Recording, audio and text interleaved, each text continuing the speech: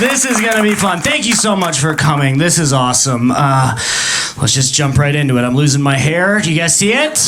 You guys see it? Is it coming in good? Is it coming in hot under these lights? It's bad. I know it's bad. I've seen it myself. It's bad. I don't like balding. I don't care for it. Here's the thing, though. Here's where I'm at with it. You know, I'm fine with going bald in my 50s, but I'm in my 30s, and I look like I'm in my 20s, and I guess I just like to be able to grow into my face before I lose my hair. You know what I mean? You know what I'm saying? That's how I'd like to do it. Because when you have a baby face and a bald spot, you look young from the front but old from the back. That's how it works. It's like two different people. It's like student discount, senior discount. Do you guys see it? It's bad. It's like first day on the job, ready for retirement. You guys see it, right? You see it. It's like frat house, assisted living, razor scooter, rascal scooter. Can I see some ID? Are you lost? It's bad. I know. I know what it looks like. I'm doing stuff, though. I'm taking Propecia, which is a pill that's supposed to help with hair loss. And when I went to the doctor to get my prescription, he was like, just so you know, one of the side effects of Propecia is a decreased libido. And I was like, great, I'll take it for that reason alone. I mean, yeah, I want to keep my hair, but you're telling me there's a pill that will make me stop thinking about sex all the time and have a healthy relationship with the internet again? I want it. Give it to me. Give it to me now. I need it. He's like, it's a difficult decision for a lot of men. I'm like, how? How is this a difficult decision? If I take Propecia, I'll have hair and a lower sex drive, but if I don't, I'll just be bald and horny. Give it to me. I need it now. Okay? All right? That's not an option for me, Doc. If I go bald with this baby face, I'll just look like a baby, okay? And nobody wants a big horny baby, all right? Been alive long enough to know that. Thank you.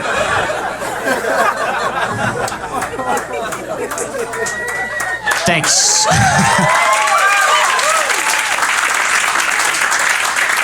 The good news is my sex drive's still pretty steady. It's pretty consistent, you know. It's humming along at a good clip. My girlfriend's sex drive is different. She'll have these spikes, these windows where like she gets horny and I just gotta be around for it. I came home the other day, her vibrator was just out on the bed. I was like, damn it, I missed it, you know? Like, felt like a detective in a movie. I was like, it's still warm. She couldn't have gone far. Let me just track her down while she's still in the mood. A little bit about me, born and raised in LA. Who else? We're the natives.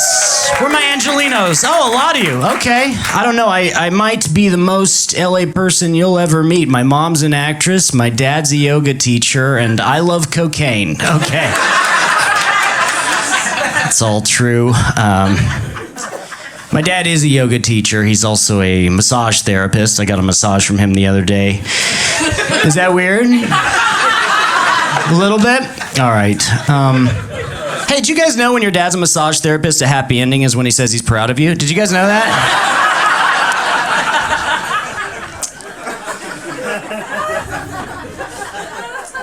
Haven't gotten one yet, but I'll bet it feels amazing. You know what I mean? What a release. My parents are like polar opposites. My dad's a minimalist and my mom's a hoarder, which makes them super divorced. She got everything and he was fine with it. That's how that worked out. Including me. My mom got me. She raised me by herself. My dad left when I was a kid because, as I mentioned, he's a minimalist. Didn't even need a son. Crazy. I know. He Marie Kondo'd his family. It's wild. It was the drugs, though. My dad, after the divorce, he got really addicted to drugs, especially crack. That was his favorite. Loved his crack. And he used to make his own crack, too. And I got lunch with him the other day, and I was asking him, I was like, hey, do you remember how to make crack? Like, if you had to do it, could you do it? And he was like, oh yeah, I've done it so many times. You take pure cocaine, water, and baking soda, mix it into a paste. You cook the paste down into a rock. You put the rock in a crack pipe, and you smoke it. And yeah, that's the only thing he's ever taught me.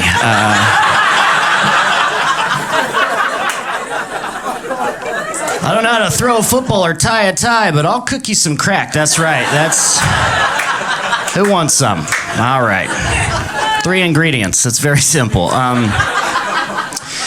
This is probably a good time for me to share something I don't normally share with people. I am a recovering elementary school substitute teacher. Thank you very much. Thank you. It's a really hard job. I wouldn't recommend it. You're around kids all day long, and kids are really good at giving you new insecurities. Like I remember one time this kid told me I had a small face.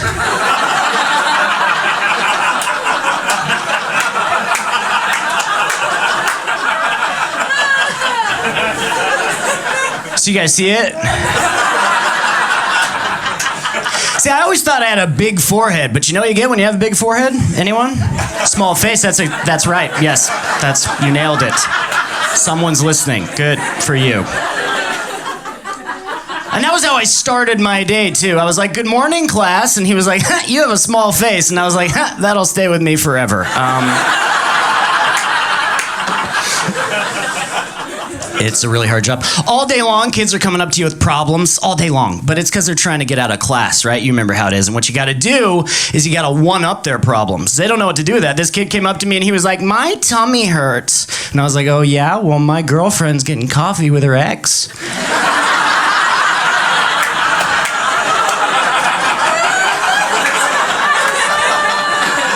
How do you think that makes my tummy feel, huh?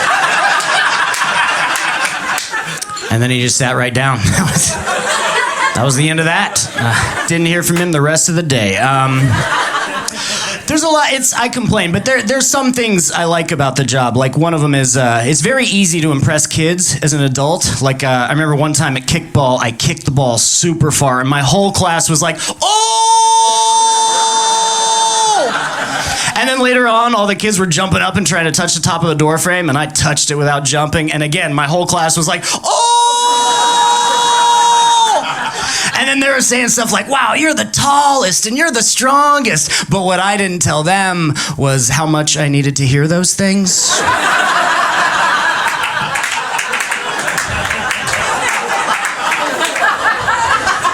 It felt real nice, I'll be honest.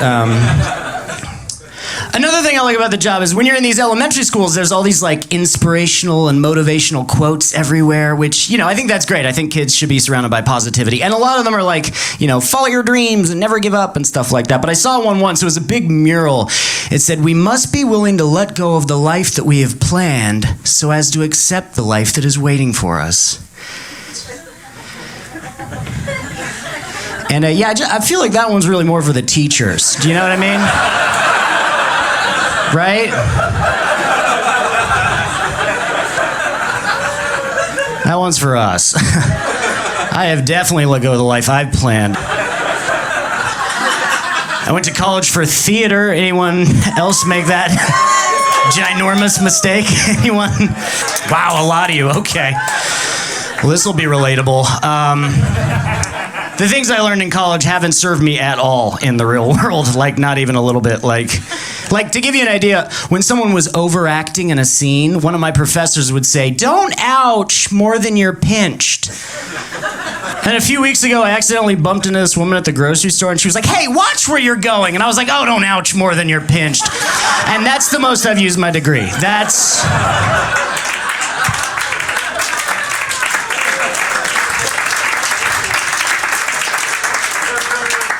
$200,000 for a comeback at Trader Joe's. That's where we're at with that.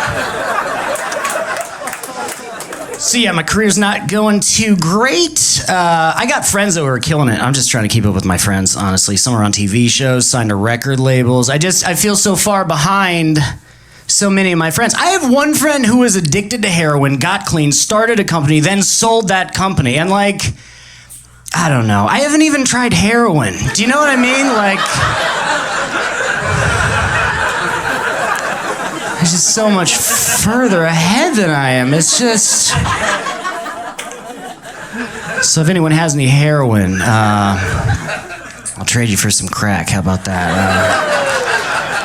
It's not all bad, though. I just got engaged. Thank you very much. Just got engaged. Thank you. finally, according to her. It's good. I'm excited to marry her. I love her a lot. She's awesome in a lot of ways. I'm really grateful for her. I think it's important to be grateful for your partner, you know? Like, first of all, she's way out of my league. I don't know why she's with me. She's tall, she's blonde, she's gorgeous. Like if you saw us, you wouldn't think we were together. You'd be like, oh, that's a Norwegian model with her Airbnb host. Do you know what I mean? You just wouldn't put it together, is my point. I'm grateful for her. I think she's grateful for me, too, because I'm like a nice guy, you know? And before we started dating, she used to get hit on by a bunch of douchebags who used to do things like neg her. Do you guys know what negging is? It's like it's like a pickup term for when guys flirt with mean, backhanded compliments. I don't know how to do that. I met my girlfriend at a potluck, and she made carrot cake, and I was like, wow, this carrot cake's really good. And she was like surprised that was it, you know? That I wasn't like, for a slut, or...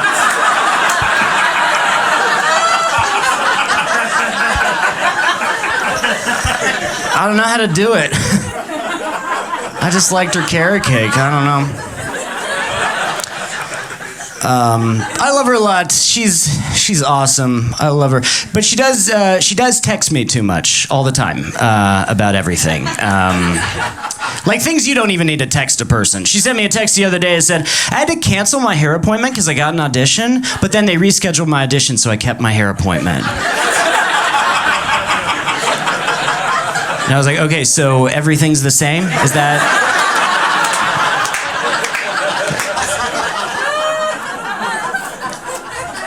Great, I'm gonna do nothing with that information. I appreciate that. Keep me posted, babe. We've been together 6 years. You learn a lot about yourself when you're with someone for that long. Like here's the thing. If you were to ask me what I think I say most during sex, it'd probably be something like, yeah, or, mm-hmm. The other day, my girlfriend told me the thing that I say most during sex is, oh, wow.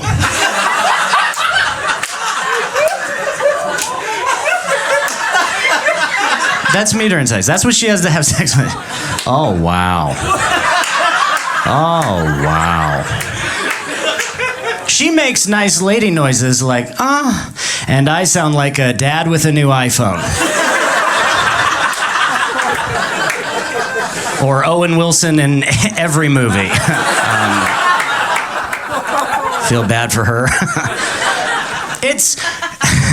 We're getting to that point where we have to like try new things, you know? Like, actually the other day, my girlfriend told me she met this woman she thinks we should see together because it'll take our relationship to the next level.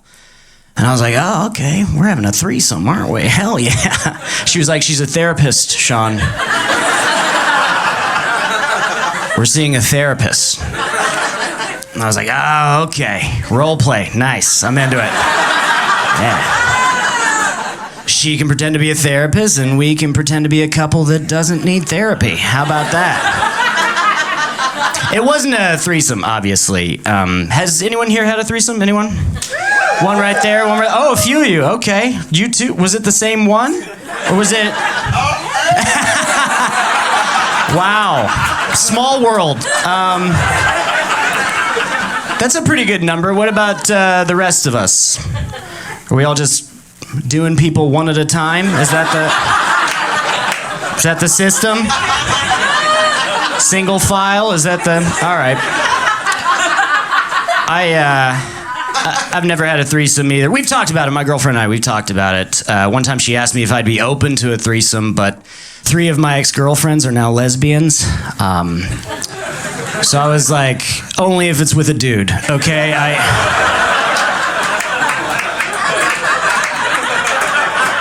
It's a risk I can't take. I don't want to lose you, all right? I'm a small, balding man. You're as good as it gets for me, all right? Like, I'm a small guy. There's not so many options for us. Like, I'm shorter than her, which is rare because, you know, women usually like men who are tall, and then there's guys like me who have to be funny. Like, you know how girls will wear their boyfriend's clothes and it'll be, like, cute? Because, like, the clothes are all big and baggy and it makes them look all small and tiny. Well, when she wears my clothes, they fit. We're really more like sisters. She's like, how do I look? And I'm like, great, but I was gonna wear that top tonight. Not fair.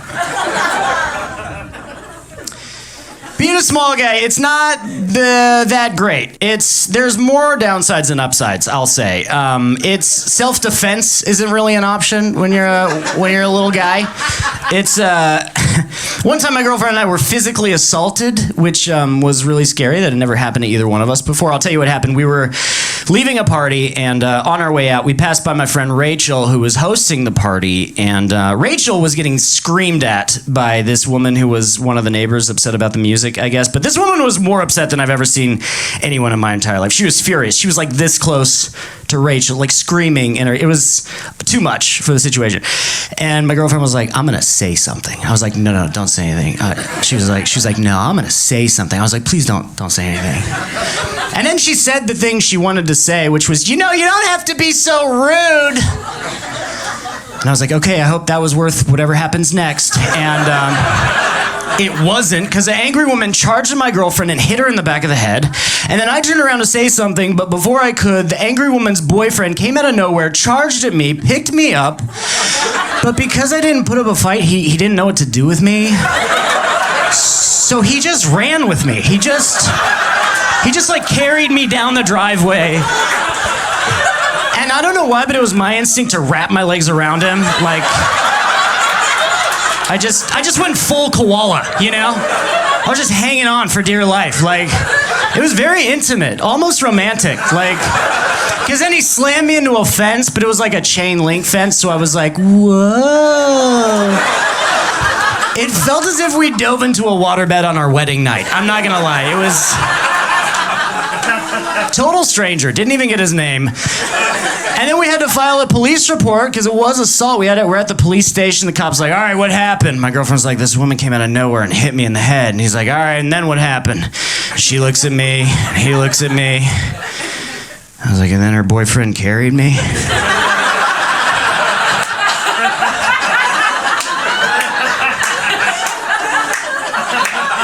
He's like, he carried you? I was like, yeah, he just like held me so tight and ran with me.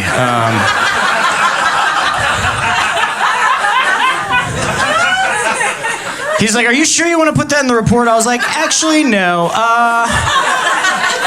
Thinking about it now, I don't know if I want it in writing. It was embarrassing, I wasn't hurt, but my pride was, you know what I mean? Like, my girlfriend was like, oh my God, I'm so sorry I said that. I was like, no, I'm so sorry you saw that. Like, must be hard to still be attracted to a man after you watched him get carried effortlessly by another man.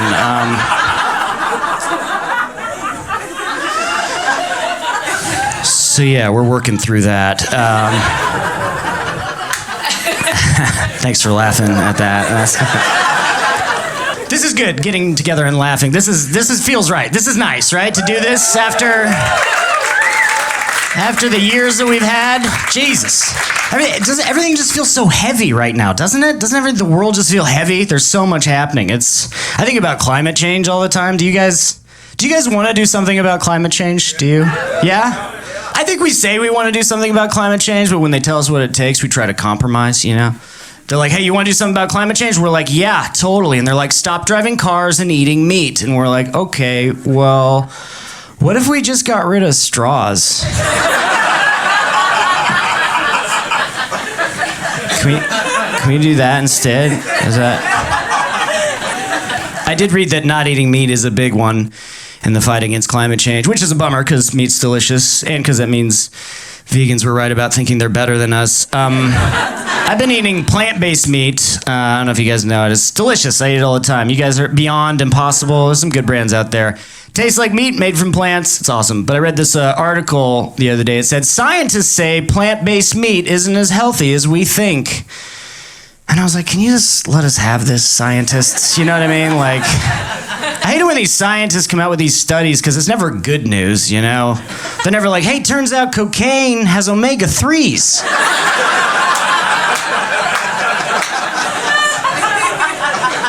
It's never that, It's always a bummer. I've been eating vegetarian, which is easy to do in LA because we invented it, but It's harder to do abroad. One time I was at this restaurant in Thailand and I ordered the mixed vegetables and it was just all squid, the whole thing. Then I tried to order the eggplant, which was only complicated by the language barrier. I asked the server, I was like, hey, do you guys have eggplant? She was like, huh? And I was like, eggplant. And she was like, huh? And I didn't have an international plan, otherwise I would have just Googled a picture of an eggplant, so I showed her the eggplant emoji. And she was like, no. And I was like, no, you give me to eat. And she was like, no. No.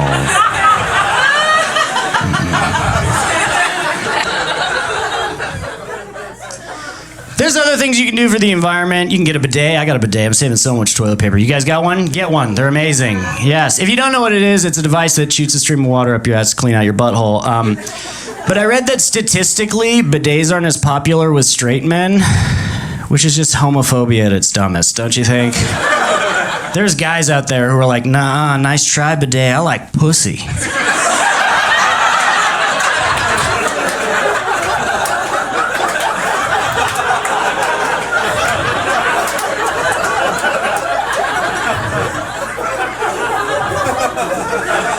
I'd rather have a dirty asshole than a gay toilet.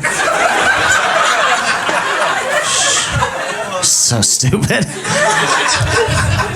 Homophobia is so dumb because we're all at least a little gay, right? It's the spectrum, right? Like, everyone's gay for someone. I'm either straight or I haven't met him yet. I don't know. Maybe it was a guy who carried me. Maybe he's the one that got away. I don't know. We've all had gay thoughts and feelings, is my point. And if you haven't yet, you will. Oh, they're out there. They'll get you, okay? No one's safe, all right? And when that happens, you can either act on them, you can just acknowledge them, or you can shove them deep, deep down and never know why Chris Pine's abs make you angry, okay? Those are your options. I wish all the bad stuff would I wish like climate change and I wish it all just go away. Racism, I wish it just all disappear, you know? Like, maybe we'll never be able to completely get rid of racism, but I think there's things we can do to prevent it, or at least discourage it, you know? Like, I think if you don't like a certain group of people, you shouldn't be allowed to get enjoyment from their culture. What do you think of that, huh? What do you think of that, right? Like, if you don't like Mexicans, you don't get to eat Mexican food, okay? Sorry. You should have thought of guacamole before you filled your heart with hate, okay? And they should make you prove it, too, like at a restaurant. Oh, you want the chicken enchiladas? Let me see your Facebook page. And if you don't like black people, then you don't get to listen to rap. Or blues, or jazz, or funk, or rock, or any music. No music. Just Phil Collins and NPR. That's all you get, okay?